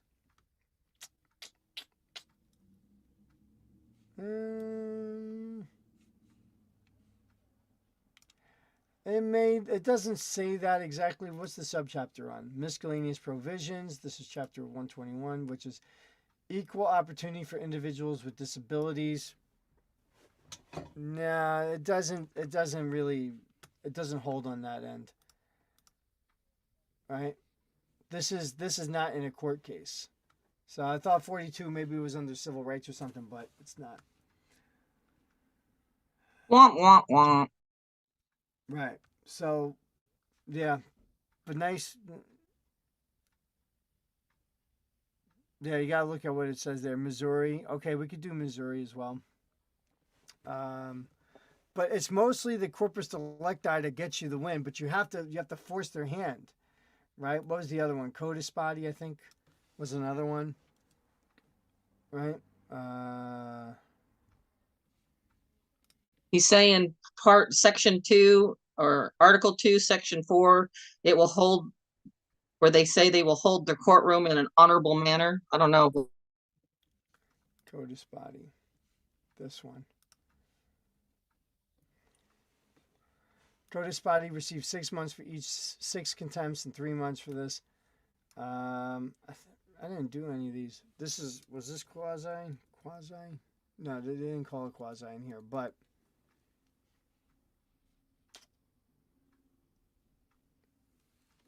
let's see, criminal. Where was it? Criminal trial, criminal proceedings. Okay. The state offered evidence, the transcript of 1966 criminal proceedings. The state then rested. Okay. No, it's in the findings. Court is how the 14th Amendment guaranteed defendants in state criminal trials the right to jury trial provided in the 6th Amendment. Right? No, that was the other case, that we were just looking at. Bloomfield, the court held that while petty contempts like other could be tried without jury, serious criminal contempts had to be tried with a jury if the defendant insisted on this mode of trial. So, they want to throw you in jail. That's criminal. So, I need a trial by jury. And if he says no, well, now he's violating your rights. These are all protected under the 14th Amendment. Sue him. Right? Although the judgment, that's your person, not you. But although the judgment about the seriousness of the crime is normally heavily influenced by the penalty, right? Authorized by the legislature, the court held that where no legislative penalty is specified and sentence is left to the discretion of the judge, as is often true in the case of criminal contempt, the pettiness or seriousness of the contempt will be judged by the penalty actually imposed. Finally, the court recognized that sentences up to 6 months could be imposed for criminal contempt without guilt or innocence being determined by jury, but conviction for criminal contempt in a non-jury trial could not be sustained where the penalty imposed was 24 months of prison. Ouch. So, they draw a line there, but you can always throw them off with that one either way. But you got to tell them, hey, in these traffic cases, I have a right to full criminal due process protections. And if they give it to you, then you have those protections. And then you can use corpus delicti from your state Supreme Court. Okay, and I'll show you guys how to look this up. It's really easy. You go to scholar.google, go type in case law, and then pick a state Supreme Court. We'll go, someone said Missouri, so we'll do Missouri Supreme Court. Okay, done. And then we're going to go corpus delicti. Oop, I spelled it wrong. Okay, and then we'll go look at some corpus delicti in here. Right? Corpus. Okay, he appeals arguing that, was convicted of driving while intoxicated. He appeals arguing that his extrajudicial statement should not have been admitted in the state, failed to establish sufficient proof of the corpus delicti of the offense. Right? This court transferred because the state established sufficient corpus delicti of the offense while intoxicated, and judge affirmed. Okay. There you go. So now they're going to actually bring it all up in here. The origin of corpus delicti rule. Let's see. The rules genesis in the United States typically attributed to a child. This one in 1819. Let's read this whole thing. All right. That's right. You're on challenging jurisdiction with the due process that were owed. He's got it. 57 reasons. Yeah. You're owed due process. So what you do is you force them to give you proper and correct due process. And if they won't do it, then they don't have jurisdiction. Because now, once they violate your rights, they lose jurisdiction. It's that simple. But we're going to read this because this is cool. The origin of corpus delicti rule. The term corpus delicti is Latin for body of the crime. Right? They got that from Black Laws. By the way, next time someone tells you, oh, the courts don't use Black Laws Dictionary. It's right here in this case. It's right here. They're using it. So don't let those people tell you that the courts never use Black Laws. Oh, we don't use Black Laws dictionary. The courts don't use Black Laws dictionaries. The fuck they don't. It's right there. All right. The term is used in the context of criminal law to describe the prosecutor's burden of proving that a crime was committed by someone, independent from the defendant's extrajudicial statements, meaning his confession. They have to prove it. He can confess all day long, but if they can't prove he actually did it, he walks. Okay? In a lot of states, they do violate that. Someone confesses under pressure or something like that, and then they go to jail, right? I think we all saw it with that kid. He was like questioned about the murder of some woman, and he just wanted to go back to school. He was low IQ. I think he had IQ around 80 or something like that. And no, I haven't seen his paperwork. And then he just said, yeah, we killed her, and yeah, I killed her, and can I go back to school now? And they're like, no, you go to jail now. And he's still sitting in jail to this day, right? Yeah. So exactly, Mitch. So he's right. See, this is the thing. Like these detractors, like Savsit Buster and these other losers, they'll tell you that they don't use Black Laws in the court, right? Hambone says the same crap. It's all BS. All right. Anyway, but here. So see also this, right? Okay. Missouri case laws never discuss the history of the corpus delicti rule. To understand the rule and its application to this case, it is helpful to examine its origin in England and subsequent adoption in Missouri. Most commentators trace the corpus delicti rule to 17th century England. Okay, that's 1600s. All right, and then here's another case here, Mullen. Specifically, the idea of requiring corroborating evidence independent of a defendant's confession is traced to several murder cases in which the accused confessed to the killing, were hanged, and the victims were later found still alive. Woo-oo. That's bad. Most commentators agree that the rule was never specifically adopted in English common law, or at least its application was limited to murder cases. In the United States, however, the rule has been accepted as a basic requirement in any criminal case. This is why you have to turn your traffic case into a full criminal case. Okay? First step. Because they'll tell you, oh, it's quasi-criminal. If they tell you it's civil, dismiss it. Say motion to dismiss conflict of interest. Simple. That's the simplest thing. You go into court, they say, they call up the name. You go, yeah, I'm here appearing on that name. Who are you? Well, I'm the agent for that. See, if you put your assumed name certificate in, right, then they already know that that's your business. If you put the fee schedule in there, they already know that they're gonna have to, that you have an invoice ready for them. You should have one in your hand, okay? And they go, how do you plead today?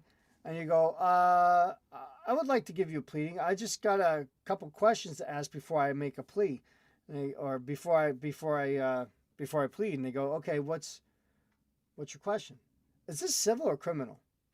Now, if they say it's civil, dismiss it because of conflict of interest. Say, well, then I'd like to motion to dismiss for conflict of interest. You walk out the door, right? If they don't, say, for the record, this is a civil case, and you work for, and Your Honor, who do you work for? And if he says the city, go, okay, thank you very much. Who is bringing the charges? The state. The state? For the city? Yes. Thank you. Let the record reflect that the city's bringing the charges via the state. All right? Now what you've done is you created a appealable action that will get that'll get the charges dropped on appeal, because the state cannot see its own case under civil. They can't do that, right? It is a conflict of interest. Now, if they go, it's criminal, right? You say, okay, thank you very much. Let the record reflect that the charges are criminal. This is traffic court. And you go, okay, is this, the Supreme Court has relied on, you say the Constitution does have two types of jurisdiction for criminal cases, one under common law and one under admiralty maritime. Under which of these two do you intend to try me under? And that's when the judge is going to balk. He's going to not want to talk about it. He's going to say, you need to get an attorney, right? Or you need to go do this, right? And he's like, I can't answer, I can't give you legal advice. Like, Your Honor, I'm not asking for legal advice. I'm asking you under what type of court proceedings are you going to intend to try me under? Is it going to be common law or admiralty maritime? And he's not going to answer it again. She's like, you need to get a lawyer. Say, oh, all right. I will take that under advisement. Thank you. For me to get the correct kind of lawyer, I need to get a question answered, right? Is this going to be tried under common law or admiralty maritime? It's very important that I find the correct lawyer for my case. So please let me know which of these two do you intend to try me under. Now, they may just dismiss the case right there, but they don't always, right? They may try to go have a seat or threaten you. You pull that again, that's contempt. Oh, is that civil or criminal contempt? You can pull the same crap over and over again, civil or criminal. I love asking that. That's like my favorite thing to ask them. They hate it, right? Look at this fucking guy. Shut up. Some guy keeps wanting to like join on the TikTok. Like, we're having a whole thing here, man. Are you not paying attention? So, I've been missing out on the TikTok community here, but yeah. So then, yeah, thank you. I appreciate the kind words in there. So then they'll dismiss it, but what some of the courts do now is they go, oh, it's quasi criminal. So I go, okay, thank you very much. Let the record reflect that the charges are indeed civil. And the judge flew up there. No, I said quasi criminal. It's not civil. It's not civil. It's quasi criminal. So, Your Honor, correct me if I'm wrong, but the definition I've read of quasi criminal cases means civil proceedings with criminal, with criminal charges or with criminal penalties. Is that not the definition? And if he says no, ask him where's the source of that definition, right? I'll show you guys right now. Quasi criminal. Quasi criminal. Quasi criminal. Oh, come on. Did I write this in Spanish? How did all this Spanish stuff come up?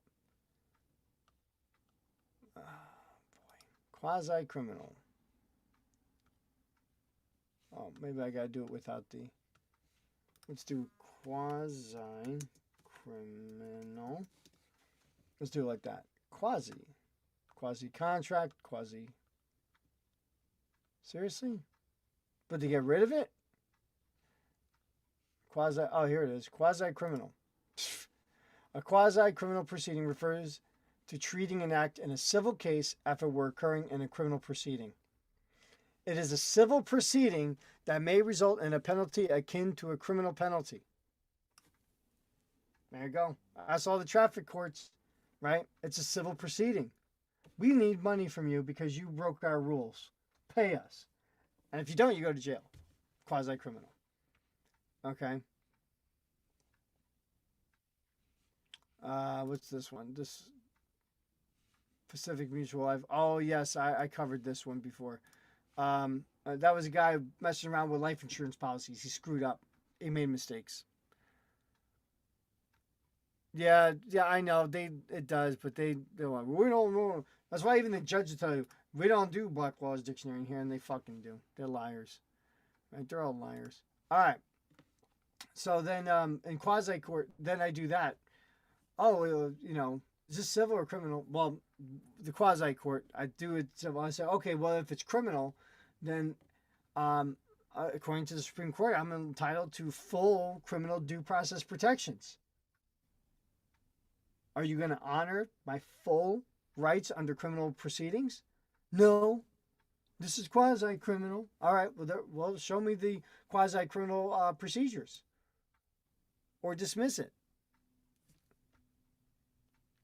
Yeah, that's extortion.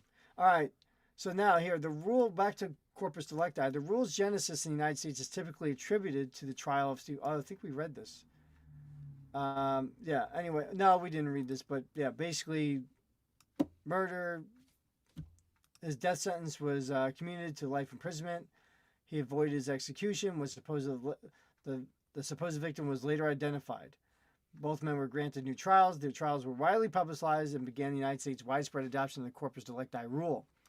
By the end of the 19th century, almost every jurisdiction in the United States adopted some form of a corroboration requirement for all crimes. And this is why I say look at your state Supreme Court ruling on corpus delicti. Once you invoke full criminal due process protections in your traffic case, you use corpus delicti to show that they're lacking in enough evidence to convict. Has to be beyond a reasonable doubt. Now you can always put the doubt in there that you're not regulated because you're not in commerce. The court's not going to go for that argument, but there is some truth to it. Okay, this court but you have other things you can put in place. You're taking the cop's word over mine, but you're just taking somebody's word. That's all hearsay, right? We have a conflict, right? This court first explicitly adopted the corpus delicti rule, and this it held the confession of a party not made in open court or on examination before a magistrate, but to an individual, uncorroborated by circumstances, without proof. I alluded that a crime has been committed, will not justify conviction. This court limited its holding, however, by stating that full proof of the body of crime, the corpus delicti, independently of the confession, is not required by any of the cases, and in many of them, slight circumstances corroborating the facts were held sufficient. Right? Confession. All right. So they also explain this rule. Confessions are either judicial or extrajudicial.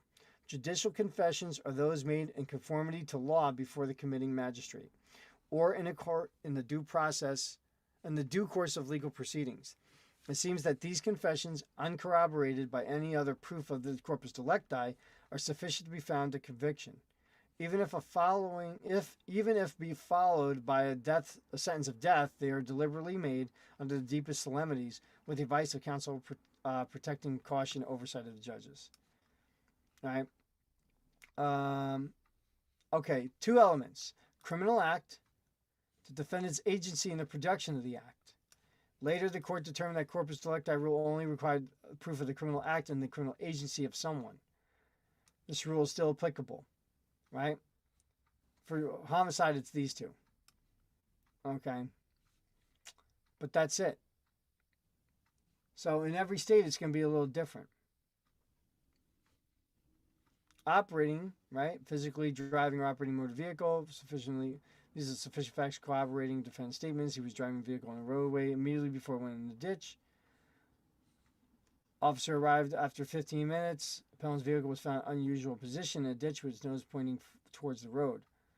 He was standing next to the vehicle when the officer arrived. Appellant immediately approached him and discussed the situation. Finally, the vehicle was registered in the appellant's name. To prove corpus delicti of the offense or driving while intoxicated, there also must be sufficient independent evidence that corroborates appellant's statement to the officer at the police station that he was intoxicated while operating his vehicle. If he's under the influence of alcohol, that's intoxicated condition. When he approached the officer, appellant was unsteady and stumbled over the paved driveway. There was also a strong odor of alcohol around appellant and on his breath during the conversation. His eyes were watery and bloodshot. Appellant failed 3 field sobriety tests. Right? The cumulative independence. Now, I'm not going to protect the guy, but I could say, if you've been in an accident, okay,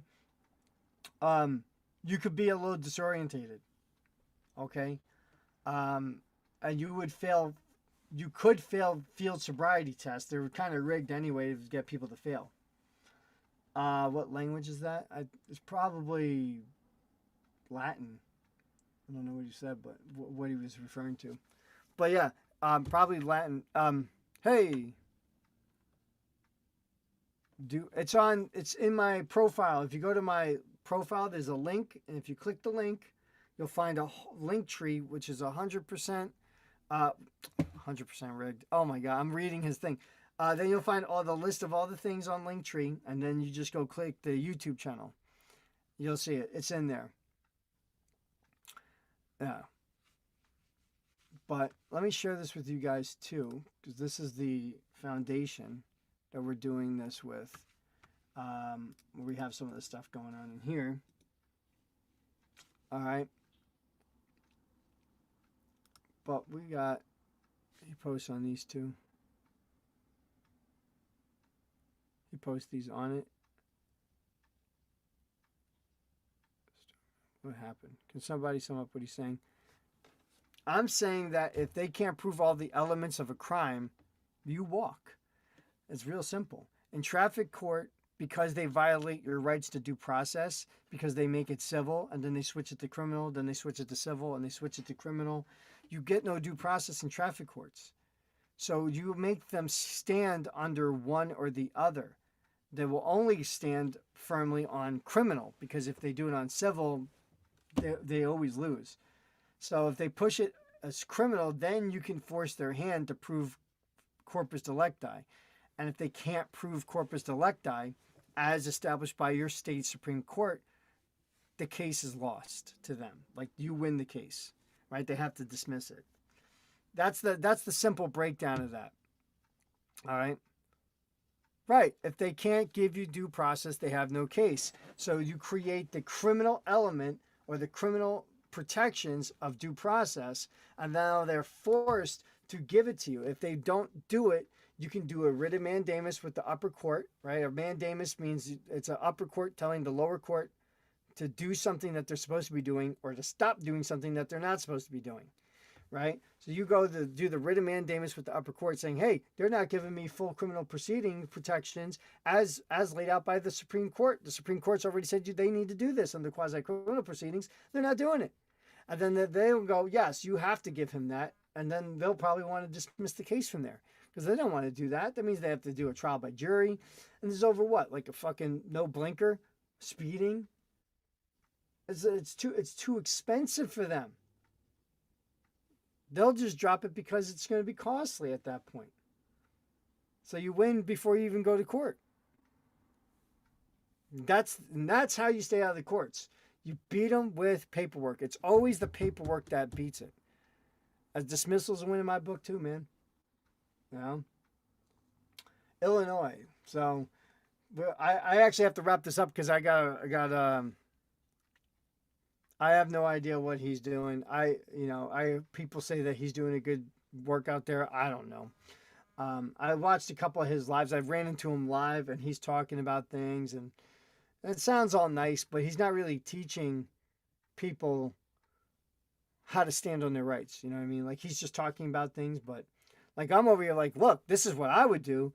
I go into a traffic case, I submit this paperwork in before I even go in. And if they rule on it through the mail and they say, we're not going to do that. We're not going to do this. And I go, well, yeah, thank you. No, I appreciate it. And I thank all the people. Wow, we got a bunch of people watching on YouTube. So Yeah, you got 23 on YouTube, you got 32 on TikTok, and you got 4 on the trust community. Were you going to be able to do the Georgia lookup on that? Oh, Georgia. Yeah, drivers? let's do Georgia real quick. Georgia. Let's do Georgia. Georgia. Let's go. Georgia. I think they use codes there and not statutes. Georgia. I spelled that so bad. Holy. That was horrible. Okay, Georgia code. Alcoholic beverages. By the way, because of the repeal of the 18th Amendment, it's up to the states to handle alcohol, right? It's no longer federal. It went down to a state issue.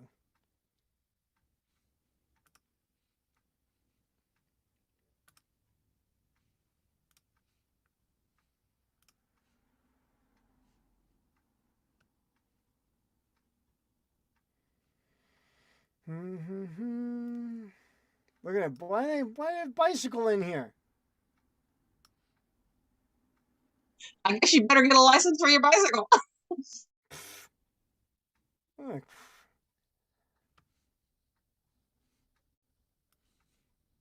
right. So they're doing this, and then it has a weight section, but that's commercial motor vehicle, crosswalk, dealer.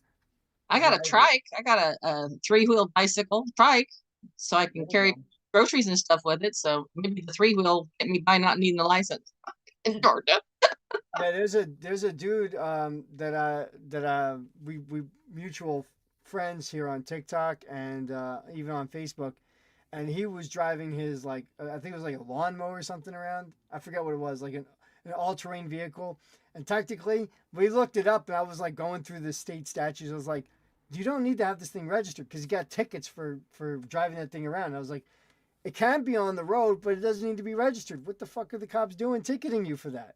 And then the judge was like shitting on him about it too. Like, no, giving him a hard time. He's like, this is bullshit. In my city, we have to get a special permit thing to put on our all-terrain vehicles to be able to have them on the streets. I'm like, nope. Fuck that. All right. Motor vehicle means every vehicle which is self-propelled other than a personal delivery device. What's that? An electric assisted bicycle or an electric. Okay. It doesn't say anything about automobiles. Where's automobiles? Let's see. No, there's no automobiles mentioned in here.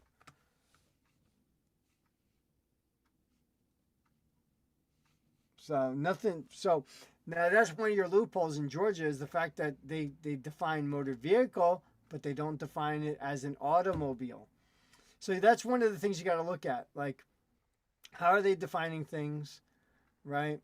That's what torques me, because they'll say, "Oh, well, you have this is a motor vehicle." No, it's not. It's an automobile. I didn't go to a motor vehicle dealership. I went to an automobile dealership. Yeah. Oh. Well, if you're in the state of Georgia, where are you at? You're in territory, possession of the United States, the District of Columbia, or the Commonwealth of Puerto Rico, or province of Canada? Yeah, okay. That's a state. Has Wow. nothing to do with Georgia, the land. So there's another thing. There's another argument right there.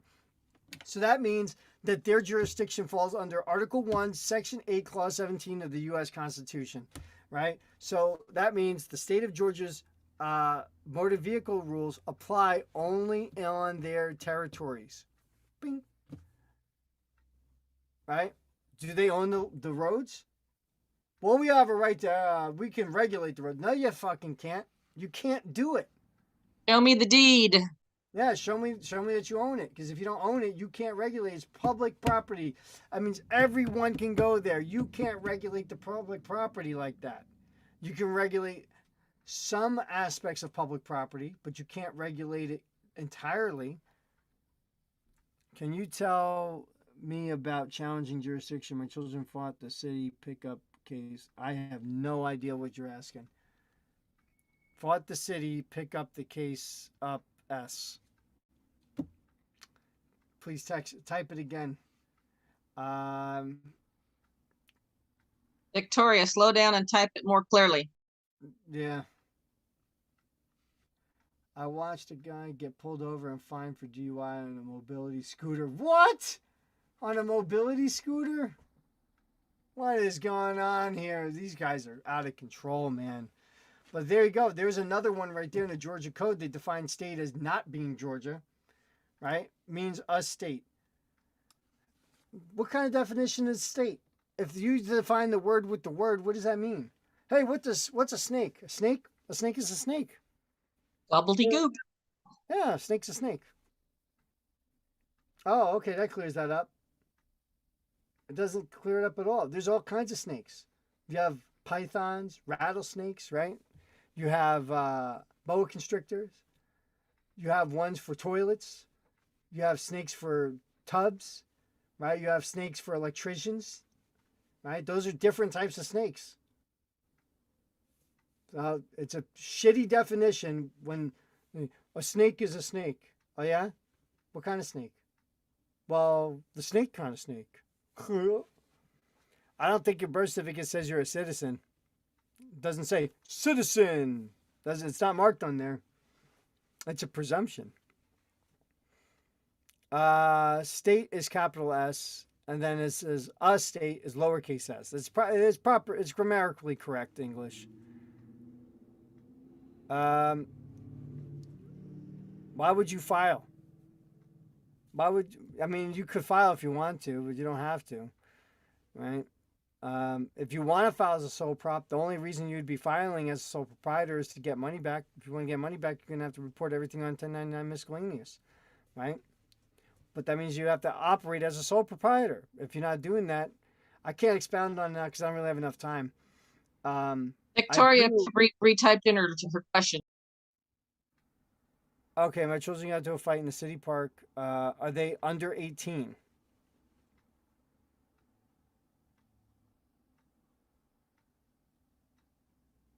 They're over 18? Okay. They got into a fight. Was it like a mutual fight between like him and someone else, and they just fought people. I see. It's just not enough information. I mean, they can always. It depends on how it goes. They can always plead self-defense. Wait, the kids fought each other. They were fighting each other. I would put in a motion to dismiss, saying this is a private family affair, and go fuck off. Right? I'm gonna say there's no, you know, dismiss. It's a private family affair. We handled this privately, spiritually with our church, and that's that. There you go.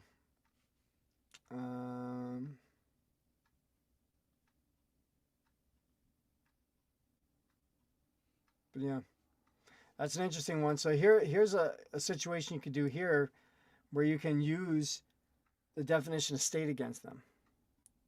But yeah, you're welcome. I mean, that's what I would do. I would just say, look, this was a family thing. This was sorted out with the church privately. Thank you so much for all your concern. But yes, because they are private individuals, their situation is going to remain private. And please forgive any disturbance of the peace that may have occurred between this private family interaction. Have a nice life. Yeah. Her daughter won't charge her brother. All right, well, good. Then the brother shouldn't charge. But you know, you gotta do. I don't know if the father's around, if you guys are married or what. But I would just. He needs to get his ass whooped. You don't fucking put your hands on a woman. Men don't do that. You don't choke a woman. You don't do that kind of stuff. Right? If you want, what is he, like 20, 25? I'll give him a spanking if he needs it. I don't know. Fuck. That's just not cool. You don't do that shit. It doesn't matter if it's your sister or whoever. He says he didn't. Okay.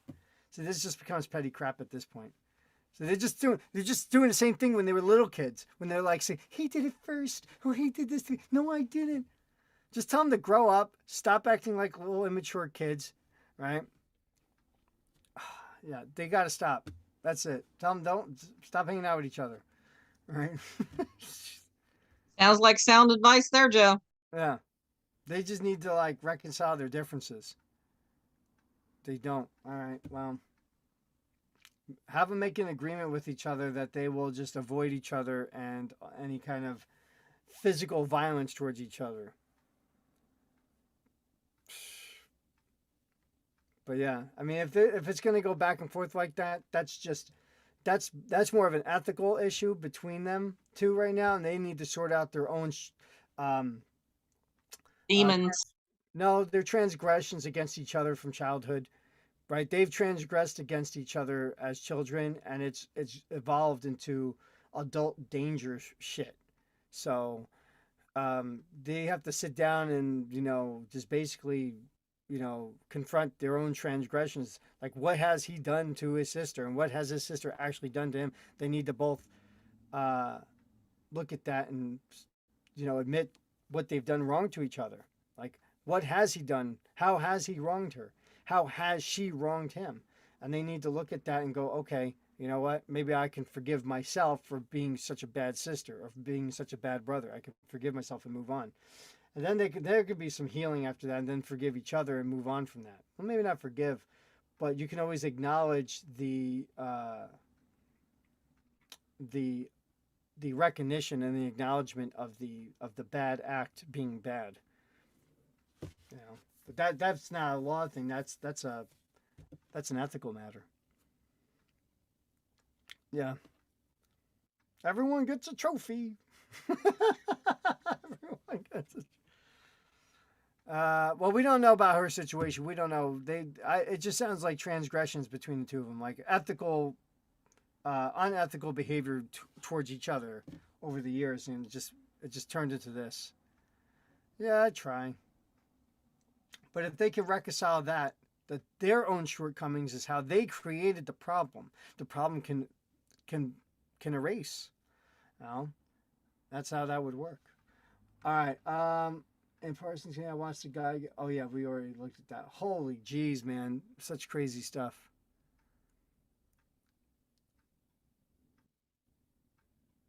Hey, Joe, Yo, I have the dumbest question ever, man. I love it. I want to hear it.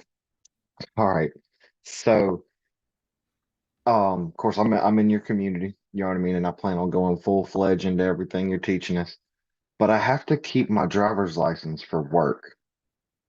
So if I keep my driver's license for work and I'm driving personally or privately, and I put in an affidavit in a court case for a speeding ticket, yada yada, whatever it may be, me keeping that driver's license for work can rebut that affidavit I put in, correct? Or does it solely depend on the situation when they pulled me over? This is why you need the assumed name certificate. This is exactly Okay. what the assumed name certificate does. It puts you in control of the name by saying yes. Like, okay, so driver's licenses are last name, first, middle, right? Those are transportation names, right? Passport's the same thing. It's last, first, middle, right? Because that's for transportation and shipping, right? Well, what are you doing? You're shipping, right? Transporting people. The passport is to transfer someone from one jurisdiction to another, right? Same thing with the driver's license. It's the transportation of persons or property, right? Either intrastate or interstate, right? So those are transportation names. So you go get the DBA or the assumed name certificate as the name is spelled on the driver's license, and then you hand that over to the cops when you get pulled over and say, here's my license and here's my DBA, so you can see that I'm properly registered to do business under that name. Yes, that's my business, and yes, I am the owner of that name and of that business. So by the way, officer, I also have this here. I have this schedule of fees. All right, if you'd like to do business with me today, this is what we're going to be charging. Thank you very much. And I just real quick before we go any further with this, I'll just need to see your business registration so I can see that you're properly registered to do business as well. Okay. Thank you, man. And so that's going to be the difference between them trying to rebut my affidavit that I put in because of that. Because Okay. that sole proprietor it exists no matter what. So use it to your advantage rather than use it to your liability. Okay. Thank you. Hey, you're welcome. The public attorney will not let you challenge jurisdiction. The public attorney will be like, you can't do that. They have jurisdiction. Then they'll never let you do that. You know, they won't. They won't let that fly. Yeah, get the assumed name certificate, right? I have the New Jersey trade name. I have the Minnesota assumed name. I've made my own common law one, and they just they go silent on those things because well you're exposing the fraud. It's a fraudulent system, and you've just exposed it. So they don't. It gets yeah. The state of is fictional. That's right. Yeah. But we just saw in a definition in Georgia in the Georgia codes. It showed state means DC or some other crap. What did it say? Let's look at it real quick one more time. State means a state, right? We just did the snake means snake. Territory. Territory or possession of the United States, the District of Columbia, the Commonwealth of Puerto Rico, or a province of Canada. Love that one. Province of Canada. How the hell does that even happen? Right? That's what it says on Kansas too. Because I shared it with my friend from Canada. Victoria, I can only tell you that he has to decide what he wants to do on that. But that's his call. He's a big boy now. He's gotta make his own decisions. But if he wants to challenge jurisdiction, you're not gonna be able to do that with a public defender. Public defender will be like, don't do that. No, you're gonna make the judge angry. You don't want to do that. No, we'll do this. Let's do a plea bargain. We'll plea bargain. How about that? Right? What is better? I can't tell you what's better. You know, he has to make his own decision on that. Right? That's the thing, is like what's better for him? Is it better for him to stand there and make a total clown of himself in front of the judge? Right? Check his calendar and see if he can get a private one-on-one with Joe. Yeah. Or is it better if she doesn't show up if she just doesn't show up, then he can have it dismissed because there's no complaint. There's no complainant, right? Where's the plaintiff? They're not there. There's no charge. There's no witness, no nothing. So that's it. It's done deal. So, but then he's gonna. I mean, I can't tell you what to do, right? That's the thing is I can't. I don't give legal advice. I can just offer suggestions and show you how these things work. But you have to, you guys decide what you want to do. It's not up to me.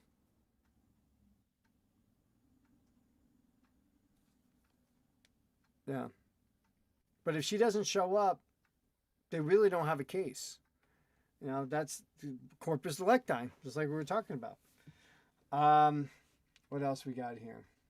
All right, I think that's about it for me. I think my time is up here, so I'm gonna have to head out. But guys, I appreciate you all being here, and let me share this in here real quick on TikTok. But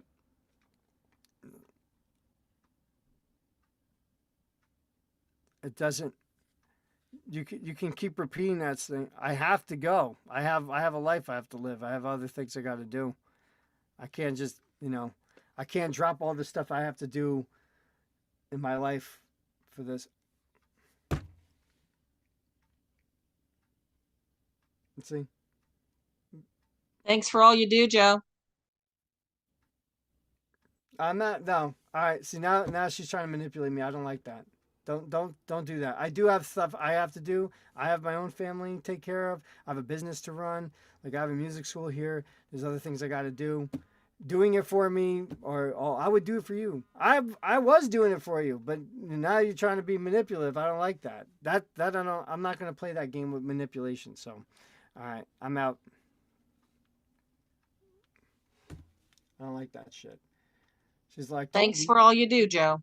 I stayed an hour over the time I was going to stay. I never told anyone that, but anyway, guys, I appreciate everyone being here. But I don't like that kind of thing. Don't leave when I actually have shit I got to do. My wife's calling me now and stuff too. So I'm going to peace out. Everyone, appreciate it. Check out the links I shared in the comments, and I'll see you guys later. All right, guys, have a